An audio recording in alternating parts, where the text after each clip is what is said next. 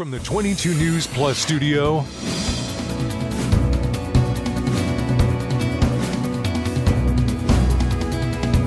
this is 22 News in Focus with Patrick Berry. Hello, everyone, and welcome to this edition of In Focus. I am your host, Patrick Berry. Today, we're having a fascinating conversation on staying healthy. Joining me across the desk is Sheila Magalhaes. Good morning, Sheila. Sheila is a yoga instructor. I met her during our time on Mass Appeal, and Sheila taught me a ton about yoga and the benefits of it. But I wanted to have a longer conversation with you about yoga. Love it. So let's start with the basis. Love it. What is yoga? Where did it come from? Why has it become so popular?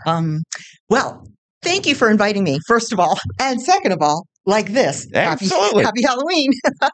And you know what? When I was dressing and choosing this outfit, I was thinking, wow, yoga has come a long way over the 5,000 years that it has been. It's been around for 5,000 years. 5,000 years. Wow. And those dates are kind of give or take, a couple hundred. Right. But records go back deep into India, the Eastern contemplative practices, mostly as a way for people to learn how to be in relationship with the natural world. Think about it. The hunter-gatherers would need to be moving through and along the riverbanks and into the jungles and into the mountains and live with nature and the change of seasons and the shifting universe above. Imagine being able to look up at the sky and be like, whoa, what is this connection and how to sustain themselves? They became, this is kind of a little history, more like householders and farmers and putting down roots. And then they had to figure out how to be in relationship with one another. And nature, a relationship with nature. They had to continue that natural connection to sustain themselves, but also now we're living together. So how do we practice things like nonviolence and non-attachment and truthfulness and ethics and ways of living that are so far away from people's idea of yoga being exercise? But really, it's a philosophy and a lifestyle. So yoga is more than just the physical component. Yes. It's the mental component. Mental, emotional, your connection to your highest self. This idea that each and every one of us carries within, this is a little bit esoteric, but quite beautiful, a bright light that we share with one another. Okay. And that we're all connected. Imagine if the world was really recognizing that we're brothers and sisters. And everyone, what we do affects others. And so how do we live in harmony? Everything's interrelated. Yes. Right. And all of the great thinkers have taken these yoga philosophies, Gandhi, Einstein, and said nonviolence is the way to go. And so that's beautiful. But then how do we live in the world and be nonviolent? So it's paying attention. And paying attention is like mindfulness. Right. So self-awareness, mindfulness. Yes. How am I operating in the world? And is it okay? And then, yes, there is the physical component. And back in the day, it was mostly about getting ready to sit in meditation. Okay. Can my hips, sustain longer times? You know how hard it is to stay in that position upright. The spine is said to be very important to alignment, better breathing, opening up the chest, lifting the heart, all of that. But how do you sit for longer periods of time and be in that contemplative environment of checking in? Then there are poses, and the poses, which are more contemporary, especially today. People think it's about fitness, but the postures and shapes themselves are designed to open what the yogis have found to be the energy channels that run through the body. Kind of cool. Like acupuncture. Right. But in physical posing. Yep. To kind of channel that inner energy. Yep. So you come into stillness and you hold an extended spine, long arms, lifted crown, beautiful posture. You're paying attention to all the aspects, the balance, the stability, the breath. And now today's science says, breathing practices affect your mental, emotional state. Okay. Breathing practices that the yoga practitioners talked about can help you to downregulate your nervous system. People who have anxiety, depression, trauma, yoga poses and yoga breathing help them to navigate and to heal. And a lot of research has been done on that. So much more now, which back when I started practicing and teaching, it was over 30 years ago, before the internet, Right, before the cell phones, before all that research was coming to us. And it was more like it was a felt sense. You'd walk out of a class and say, man, I felt really peaceful. Right. I feel really good. But now the research and the science, which has dug into it, shows that it's absolutely beneficial absolutely to your mind and to your physical body. Absolutely, in every way. So it becomes even more and more interesting to me to share these practices and then to talk about them in a way that how do you do them in everyday life? Because we're not in the jungles. We're living in our lives. And this is the 21st century. And yoga is still very applicable.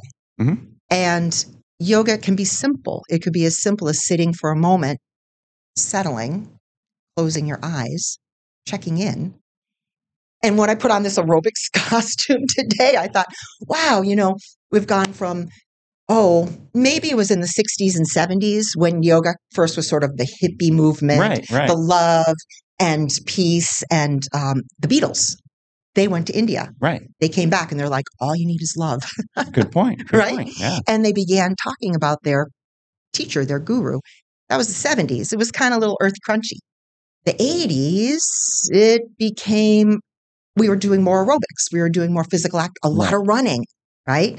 A lot of injuries. Right. Yoga, a lot of the practitioners who went to India, they came back and they brought a more dynamic practice that was a little more physical and a little more energetic. And it appealed to the people who'd been pounding for the last 5-10 years in the aerobics rooms. And they're like, yoga. And suddenly there's this boom in the 90s that was wild and wonderful. So here we are today, continuing the trend. Fantastic. We are up on our first commercial break. There's plenty more to talk about yoga. Join us for that when we come back. This is 22 News in Focus with Patrick Berry.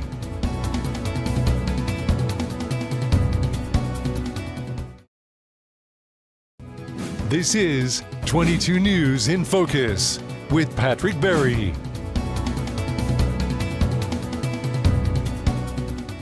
Welcome back, everyone, to this edition of InFocus. Sheila Magalhaes from Heartsong Yoga is across the desk from me. We're talking about the history of yoga, the benefits of yoga.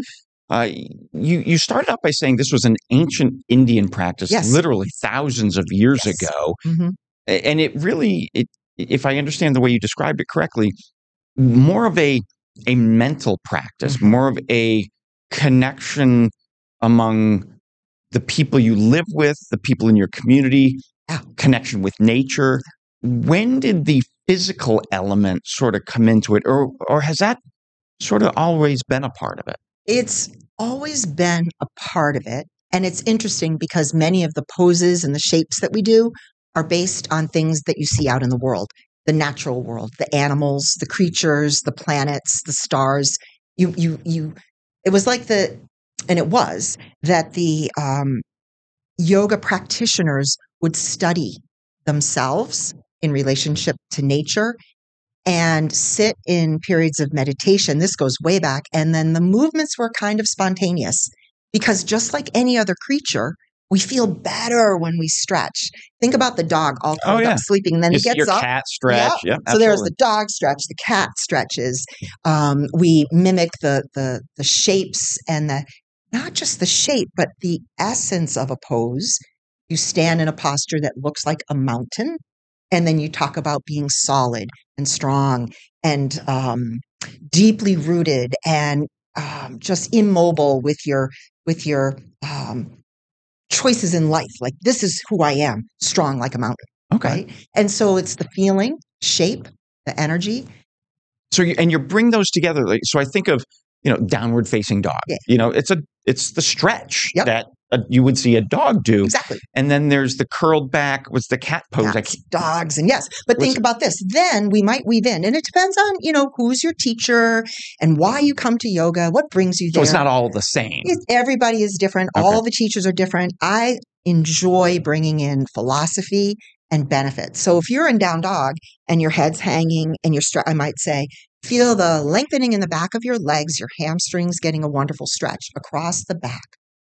Hang your head, let it shake out a little bit, and you're in an inversion. You're a little upside down. That's good. Brings blood to the brain. Your head's below your heart. Your head's below your heart.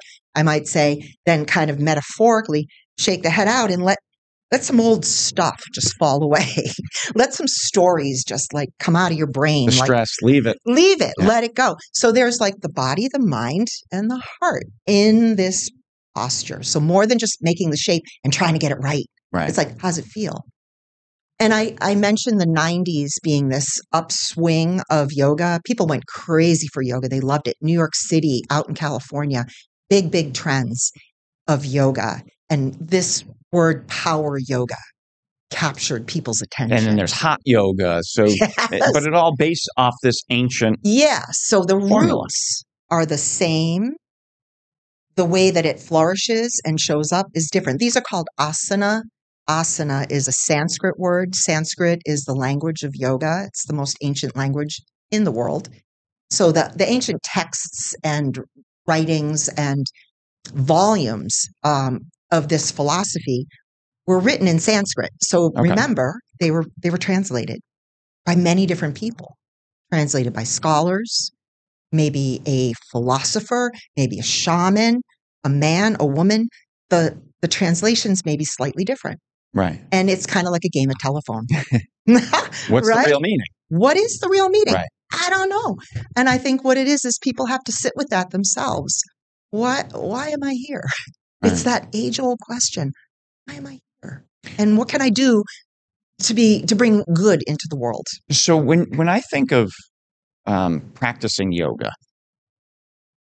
I do it, you and I did it on Mass Appeal, once a month. Mm-hmm. I would always feel great afterwards, but you need to, or let me rephrase it. Do you need to practice it more frequently to get the most benefit of it? Or is this like, hey, I'm going on vacation next summer. I'm going to do yoga while I'm away. I might do it twice or, during the week, and then I'll do it a year from then, or should you be doing it more frequently to reap both the mental and the physical benefits of it? I'm going to say yes. Okay. But I'm also going to say that it fits your life. Okay. You're not trying to jam it in. Mm-hmm. And you don't have to do it. It doesn't have a thing that says, oh, it must be every day or every other day, or if you said every Wednesday at 5:45, I'm doing yoga at home, at the studio, with a video, or just intuitively like on your own, whatever you do, once a week, that is going to show up in your body and your mind. Okay. And then you crave a little more. But can I tell you the ancient 300 BC, Wow. BC, okay? A book called Patanjali's Yoga Sutras, describing yoga. So this has been defined by many different people in many different ways, but it essentially goes like this. Yoga is the cessation of the thought waves of the mind. The cessation of the thought waves of the mind. The quieting of the thoughts. Okay. How do you do it? Is the question. Through practice and non-attachment. Okay? Let that sink in a little. Non-attachment. You're not trying to get something done. You practice, as it said, next, what's practice? It's the effort towards the steadiness of mind. I love this stuff. It's so fun. I just get all lit up because, it's like, it's the underlying, I don't know, it's what people don't really know about yoga. But so what is the practice? It's the effort towards that steadiness of mind. It's what you do to find steadiness of mind. And then Patanjali and the people who gave him information over the centuries, he said, you have to do it over a long period of time. It's kind of like anything. It's, if you can't go out for a 30-mile bike ride once a year without having soreness and pain. But if you did, 10 miles a week 3 weeks out of the month and then 20 miles 1 week, but you work your body up to. Exactly. Okay. And also, here's something. So remember about that non-attachment. So practice over a long period of time without interruption is the very traditional thing to say, right? And with gladness of heart. So you say, I get to do this. I get to do this thing. And you do it not because you're trying to chase the fitness or the strength or the yoga butt or the core. Right. And I have people who do yoga, gentle yoga. They've been coming for the last 30 years. It's not about progressing, black belt, graduation, recital. It's practice. Okay. So you talk gentle yoga. So yoga really can be practiced by anyone. Anyone. Please. I mean, even if you're wheelchair bound or bed bound, you can. No, I guess it's more of a question. Can anybody practice it? Okay. Yes. If you can breathe, you can do yoga. Breathing is part of the path of yoga. We call it an 8-limbed path. We're going back to Patanjali again. Right. And the ancient teachings. Yoga is your ethical way of being in the world, how you treat yourself, how you treat others. Actually, how you treat others comes first. How you take care of yourself. They're so interconnected. Right. Then there's a asana. That means get comfortable in your body. Take a seat, get comfortable. Breathing yoga. So if you can sit and breathe or get propped up and held up and breathe, or you lie in your bed and you turn your attention inward and you get really present and you pay attention, that's yoga. There are teachers who literally take people out of wheelchairs and they do it in groups, say 4 or 5 teachers. And they're yoga therapists and they've been working with bodies. They put people down and put them into the shapes on the ground. Okay.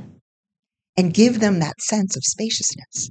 And if you've been living in a wheelchair and with a wheelchair, you've kind of forgotten what it feels like to be free.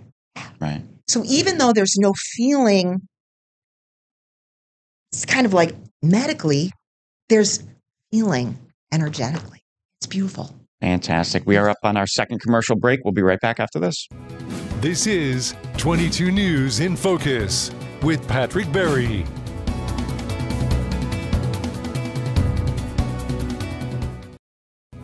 This is 22 News in Focus with Patrick Berry.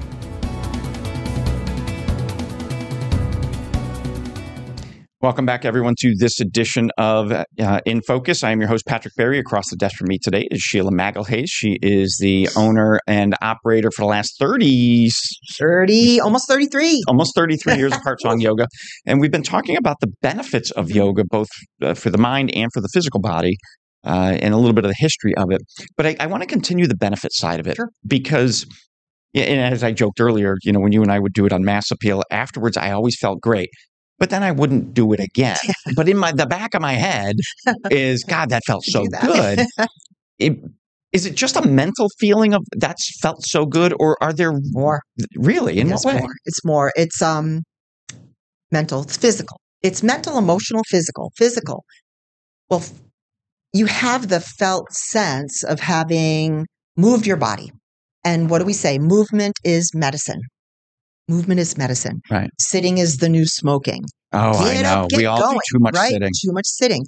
So when you stand and you move and you open up those energy channels, let's talk kind of like in what we call energy medicine, which might be a little woo for some people, like, oh, you can't study it. You can't see it. Right. Can you feel it? Yes. Right. But what can you study? You can study blood flow, heart rate. You can study the effects over time of how the practice affects people with, as I said, depression, anxiety, and PTSD, and trauma. Those things can be studied, so you can see the end results or the ongoing. And how about heart disease, diabetes? Right. All of these, what we call lifestyle diseases that are so impacted by and affected by choices that we make. What we eat, how we move, how we choose to move, how we breathe. If you see someone slogging along with their head down, their posture's terrible, they're just kind of shuffling along. You're like, whoa, life could be a little better. Right. And it might be hard to stand up and it might be hard to be up on your feet, but you make the effort towards doing that work. And so yoga has been studied now, literally with the, probes and sensors. They said yoga quiets the thought waves of the mind, and science shows the change in the brain waves. The technology is able to track that, like you said, the brain waves to show the results of. You've moved down into deeper levels of relaxation. So your muscles release that chronic tension. You begin to pay attention on purpose, learning I'm in traffic and I'm gritting my teeth and I'm hanging onto that steering wheel, waiting for the light to turn red, freaking out when you can't change a thing. Exactly. What can you change? Your response. Right. Let's switch gears slightly to the physical aspects of it. As we age, the thing that I look at yoga is the ability to remain flexible, mobile, because as we age, it's so important. You want to be able to get in and out of the car, up and down the stairs, and getting in and out of your house, whatever it might be. Being able to enjoy family time, absolutely. Just being your able grandchildren, to right. So, and yoga is an element of maintaining that flexibility because longevity is a hot topic right Absolutely. now. You hear it all the time. Oh my gosh, there's some. I want to live to 100. But you don't want to be 100 in that. And not know it. Right. You want to be 100 and whoa. And yoga has been absolutely shown to be effective. It meets all the touchstones of longevity that people have offered us that we know about in the blue zones, for example. Well, it's funny you say that because if you think about some of the areas of the world that have some of the longest lifespans, Asia, India, Costa Rica, Central America, exactly. Yep. They have a more relaxed lifestyle, but they embrace they embrace the physical and the nature connection. Yes, they love where they live. They walk. Right. They walk, they hike, they work in their gardens, they grow their own food, they swim in the ocean. They have community. Right. They have connection. They have purpose. They know how to down-regulate. They don't have to call it that, but they know what to do to get out and to get out of that funk, that feeling, that hopelessness, the fear that people carry. They can find freedom. And so yoga's practices, but remember I said it's a lifestyle. Right. And it's connection. So if you feel connected, you're not isolated. You don't feel alone. You know that you're not alone. Right. If you go to a yoga class and you go regularly, you look around and you see your people. Like you connect with those people. These are my people. Right. You may not know their story. I don't know their stories. I have no idea what people come to yoga or why. But if I start to learn, which I often do, I realize and learn that people can come in with a difficulty, sadness, heartbreak. A weight on their shoulders. Something in life that has just been, okay, I don't know what to do. I have lost my way. I've tried it all. What do I need to do? And yoga helps people do things like, quit smoking, change their eating habits, give up alcohol. Live a little bit healthier lifestyle. Because they realize this does not help me. How my teacher says, we want to choose things that enhance our magnificence. Oh, interesting. Okay. Right? To be the best person that you can be, the version of yourself that you want to carry out into the world for your family, for yourself, for your loved ones. Perfect. Kind of cool, right? What a great way to end. Sheila Magalhaes, I can't thank you enough for joining me today. Good seeing you. Folks, get out there, take a yoga class. You'll be amazed at how much better you feel afterwards. Yeah. Thanks, Sheila. You're welcome. Thank you. This is 22 News in Focus with Patrick Berry.